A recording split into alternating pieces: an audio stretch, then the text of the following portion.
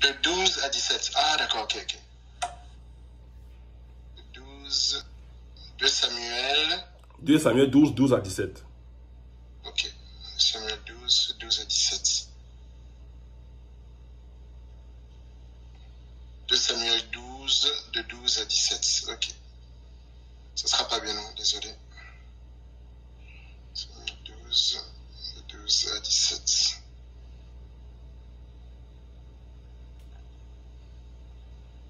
Un instant. C'est bon, je lis. Car tu as agi en secret, et moi, je ferai cela en présence de tout Israël. Alléluia. Et à la face du soleil. Amen. David dit à Nathan, j'ai péché contre l'Éternel. Et Nathan dit à David, l'Éternel pardonne ton péché, tu ne mourras point. Mais parce que tu as fait blasphémer les ennemis de l'Éternel, en commettant cette action, le fils qui t'est né mourra. Alléluia. Et Nathan s'en alla dans sa maison. L'Éternel frappa l'enfant que la femme d'Uri avait enfanté à David. Et il fut dangereusement malade.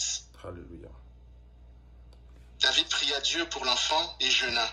Et quand il rentra, il passa la nuit couché par terre. Les anciens de sa maison insistèrent auprès de lui pour le faire lever de terre. Mais il ne voulut point et il ne mangea rien avec eux.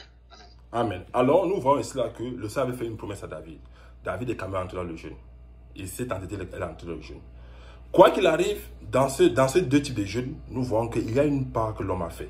David a reçu le message de Dieu que l'enfant va mourir. Mais David est allé dans le jeûne.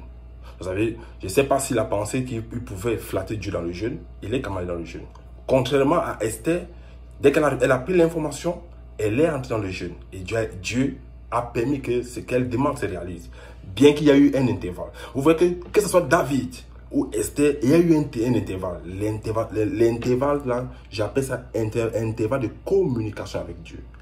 Après ton jeûne, il y a un temps que tu dois communier avec Dieu.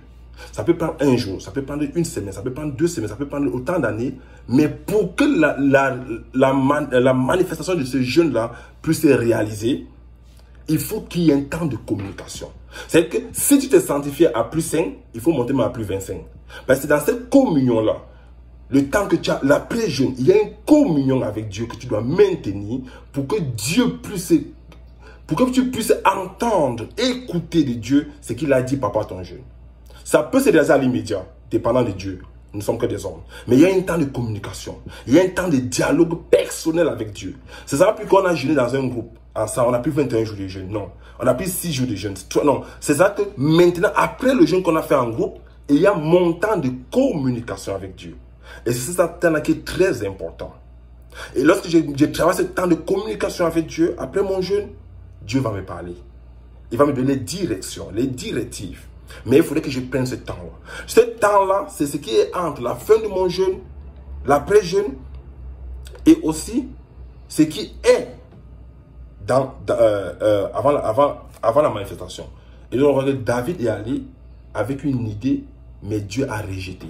Parce que David avait une demande devant Dieu, et Dieu a rejeté. Dieu a rejeté cette demande.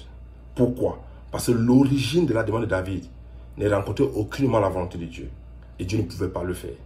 Et encore, vous savez, la Bible dit plus haut que il a fait blasphémer le nom de Dieu. Imagine que Dieu te dise que tu as fait en sorte que son nom soit blasphémé devant les hommes. C'est que